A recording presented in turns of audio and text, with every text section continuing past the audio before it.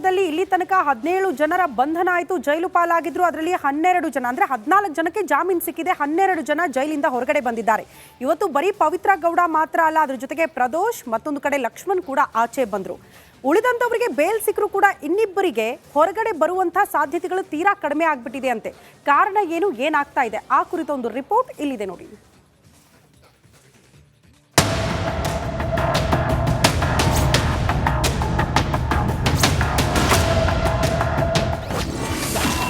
Camera ನೋಡ್ತಿದ್ದಂತೆ ಓಡಿದ A12 Lakshman. Bail ಸಿಕ್ಕರು ಕೆಲವರಿಗೆ ಸಿಗದ ಜಾಮೀನು ಭಾಗ್ಯ. ಚಿತ್ರದುರ್ಗ ರೇಣುಕಾಸ್ವಾಮಿ ಕೊಲೆ ಪ್ರಕರಣಕ್ಕೆ ಸಂಬಂಧಿಸಿದಂತೆ ಇಂದು ಪವಿತ್ರ ಗೌಡ 6 ತಿಂಗಳ ಬಳಿಕ ಮತ್ತೆ ಮನೆಗೆ ಮರಳಿದ್ದಾಳೆ. ಈ ಕೇಸ್ನಲ್ಲಿ 17 ಆರೋಪಿಗಳ ಪೈಕಿ ಹಲವರಿಗೆ ಜಾಮೀನು ಸಿಕ್ಕಿದೆ. ಆದ್ರೆ ಇನ್ನು ಕೆಲವರು ಜಾಮೀನು ಸಿಕ್ಕಿದ್ರು ಶ್ಯೂರಿಟಿ ಸಿಗದ ಕಾರಣ ಜೈಲಲ್ಲೇ ಇರುವಂತಾಗಿದೆ. ಇಂದು ಶಿವಮೊಗ್ಗದ ಜೈಲಿನಲ್ಲಿ A12 ಆರೋಪಿ ಲಕ್ಷ್ಮಣ್ಗೆ ಬಿಡುಗಡೆ ಭಾಗ್ಯ ಸಿಕ್ಕಿದೆ. ಆದ್ರೆ ಜೈಲಿನ ಮುಂದೆ ಕ್ಯಾಮೆರಾಗಳನ್ನ ಕಂಡ ಆರೋಪಿ ಲಕ್ಷ್ಮಣ್ ಓಡಿದ್ದಾನೆ. ಯಾರ ಕೈಗೂ ಸಿಗದೆ ಓಡೋಡಿ ತನ್ನ ಕಾರ್ ಹತ್ತಿರ ಹೊರಟು ಹೋಗಿದ್ದಾನೆ.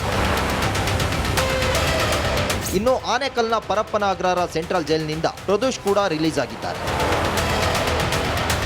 ಇತ್ತ ಕೆಲವರಿಗೆ ಬೇಲ್ ಸಿಕ್ಕರು ಬಿಡುಗಡೆ ಭಾಗ್ಯ ಮಾತ್ರ ಸಿಕ್ಕಿಲ್ಲ. ಬೇಲ್ ಸಿಕ್ತು ಸಿಗದ ಬಿಡುಗಡೆ ಭಾಗ್ಯ. A6 Jagadish, A7 Anukumar.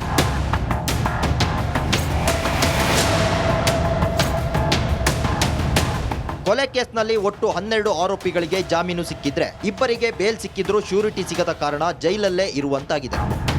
Bureau report, Republic Kannada.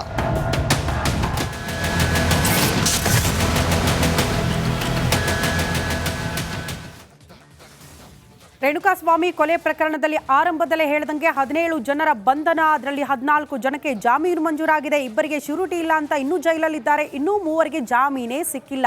ಅವರು ಪರವಾಗಿ ನಿಂತ್ಕೊಳ್ಳೋರು ಯಾರು ಅನ್ನೋದು ಪ್ರಶ್ನೆ ಕಾಡ್ತಾ ಇದೆ. ಬಟ್ ಇಲ್ಲಿ ತನಕ ಈ ಪ್ರಕರಣದಲ್ಲಿ 14 ಜನಕ್ಕೆ ಜಾಮೀನು ಸಿಕ್ತಲ್ಲ, ಯಾರವರು, ಯಾರ್ಯಾರು ರಿಲೀಫ್ ಸಿಕ್ತು, ಆ ಕುರಿತ ಒಂದು ಸಂಪೂರ್ಣ ವರದಿ ಇಲ್ಲಿದೆ ನೋಡಿ.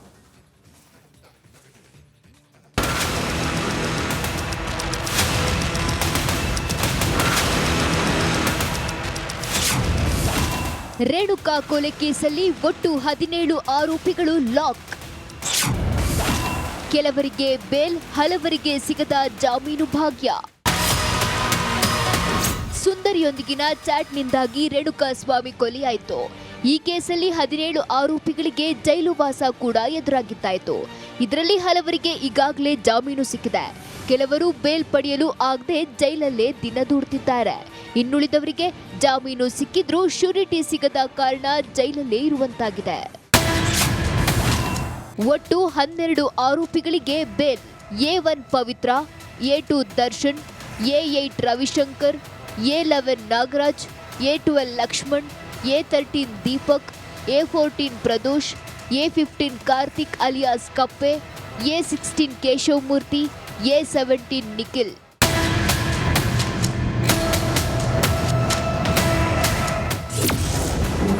ಜಾಮೀನು ಸಿಗದವರು A3 Pavan, Mysuru jail, A4 Raghavendra, Mysuru jail, A5 Nandeesh, Mysuru jail, A9 Dhanraj, Dharwad jail, A10 Vinay, Vijayapura jail. Bail ಸಿಕ್ಕರೂ ಬಿಡುಗಡೆ ಭಾಗ್ಯ ಸಿಗದವರು A6 ಜಗದೀಶ್, ಬೇಲ್ ಶ್ಯೂರಿಟಿ ಇಲ್ಲ. A7 ಅನುಕುಮಾರ್, ಬೇಲ್ ಶ್ಯೂರಿಟಿ ಇಲ್ಲ. ಕೊಲೆ ಕೇಸಲ್ಲಿ ಒಟ್ಟು 12 ಆರೋಪಿಗಳಿಗೆ ಜಾಮೀನು ಸಿಕ್ಕಿದ್ರೆ ಇಬ್ಬರಿಗೆ ಬೇಲ್ ಸಿಕ್ಕಿದ್ರೂ ಶ್ಯೂರಿಟಿ ಸಿಗದ ಕಾರಣ ಜೈಲಲ್ಲೇ ಇರುವಂತಾಗಿದೆ. Bureau report, Republic Kannada.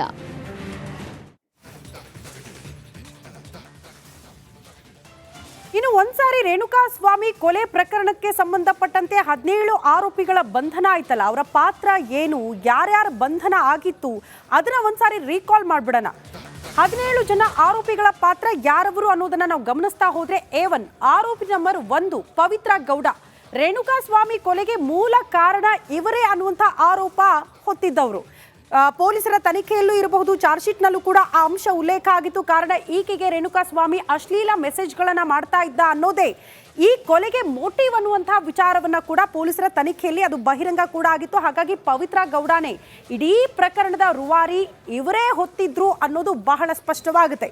ಅದೇ ರೀತಿ ಆರೋಪಿ ನಂಬರ್ 2 ದರ್ಶನ್ ಅವರ ಪಾತ್ರ ಕೂಡ ಬಹಳ ಇಂಪಾರ್ಟೆಂಟ್ ಆಗ್ಬಿಡುತ್ತೆ. ಕೊಲೆ ಪ್ರಕರಣಕ್ಕೆ ಸಂಬಂಧಪಟ್ಟಂತೆ ಎಲ್ಲಿಂದ ಶುರುವಾಯಿತು ಅಂದ್ರೆ ರೇಣುಕಾ ಸ್ವಾಮಿ ಅವ್ರನ್ನ ಕಿಡ್ನ್ಯಾಪ್ ಮಾಡಿಸಿ ಹಲ್ಲೆ ಮಾಡಿದ್ದ ಆರೋಪವು ಕೂಡ ದರ್ಶನ್ ಅವರ ಮೇಲೆ ಇದೆ. ದರ್ಶನ್ ಅವರ ಸ್ವಇಚ್ಛ ಹೇಳಿಕೆಯಲ್ಲೂ ಕೂಡ ಅದನ್ನ ಒಪ್ಕೊಂಡಿದ್ರು ಅನ್ನುವಂತಹ ವಿಚಾರ ಪೊಲೀಸರ ತನಿಖೆಯ ಸಂದರ್ಭದಲ್ಲಿ ಬೆಳಕಿಗೆ ಬಂದಿತ್ತು. ಕೇಸ್ ಮುಚ್ಚಿ ಹಾಕೋದಕ್ಕೆ ಹಣ ನೀಡಿರುವ ಆರೋಪ ಕೂಡ ದರ್ಶನ್ ಅವರು ಫೇಸ್ ಮಾಡಿದ್ದಾರೆ ರೇಣುಕಾ ಸ್ವಾಮಿ ಕೊಲೆ ಪ್ರಕರಣದಲ್ಲಿ.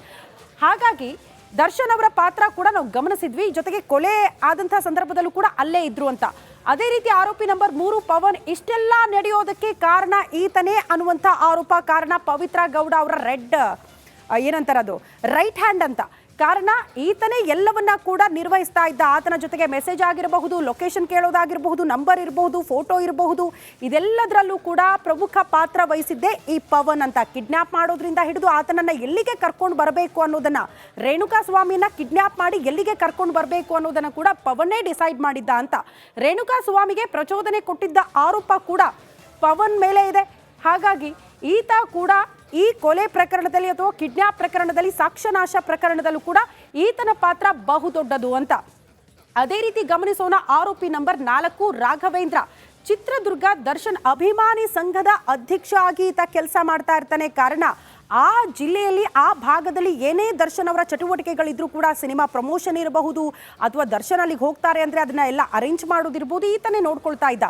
ಬಟ್ ನೋಡಿ, ಈ ಕೊಲೆ ಪ್ರಕರಣದಲ್ಲೂ ಕೂಡ ಈತನ ಪಾತ್ರ ದೊಡ್ಡದಾಗ್ಬಿಡ್ತು. ದರ್ಶನ್ ಅನ್ನ ಒಂದ್ ಮಾತು ಹೇಳ್ದ ಅಂತ ರೇಣುಕಾ ಸ್ವಾಮಿ ಎಲ್ಲಿದ್ದಾನೆ ಆತನ ವಿಳಾಸ ಪತ್ತೆ ಹಚ್ಚಿ ಆತನನ್ನ ಕಿಡ್ನ್ಯಾಪ್ ಮಾಡಿ ಕರ್ಕೊಂಡು ಬಂದು ಈ ಪಟ್ಟಣಗೆರೆ ಶೆಡ್ಗೆ ಕರ್ಕೊಂಡು ಬಂದ ಮೇಲೂ ಕೂಡ ಆತನ ಮೇಲೆ ಮಾರಣಾಂತಿಕ ಹಲ್ಲೆ ಮಾಡ್ದ ಅನ್ನುವಂಥ ಆರೋಪವನ್ನ ಕೂಡ ಈ ಆರೋಪಿ ನಂಬರ್ 4 ರಾಘವೇಂದ್ರ ಫೇಸ್ ಮಾಡಿದ್ದಾರೆ ಅಂತ.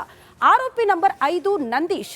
ರೇಣುಕಾ ಸ್ವಾಮಿಗೆ ಹಲ್ಲೆ ಮಾಡುವ ಸ್ಥಳದಲ್ಲಿ ಈತ ಇದ್ದ ಅನ್ನೋದು ಬಹಳ ಸ್ಪಷ್ಟವಾಗಿ ಲೊಕೇಶನ್ ಇರಬಹುದು, ಒಂದಷ್ಟು ಫೋಟೋಗಳನ್ನ ರಿಕವರ್ ಮಾಡಿದ್ರಲ್ಲ ಪೊಲೀಸರು, ಅದರಲ್ಲಿ ನಂದೀಶ್ ಕೂಡ ಅದೇ ಸ್ಪಾಟ್ ಅಲ್ಲಿ ಇದ್ದ ಅನ್ನುವಂಥ ಆರೋಪವನ್ನ ಎದುರಿಸಿದ್ದಾರೆ. ಅದ್ರ ಜೊತೆಗೆ ನಂದೀಶ್ ಮೇಲೆ ಮತ್ತೊಂದು ಗಂಭೀರ ಆರೋಪ ಕೇಳೋದಕ್ಕೆ ಸಿಕ್ಕಿದ್ದು, ಈತ ಕರೆಂಟ್ ಶಾಕ್ ಕೊಟ್ಟ ರೇಣುಕಾ ಸ್ವಾಮಿಗೆ ಅಂತ.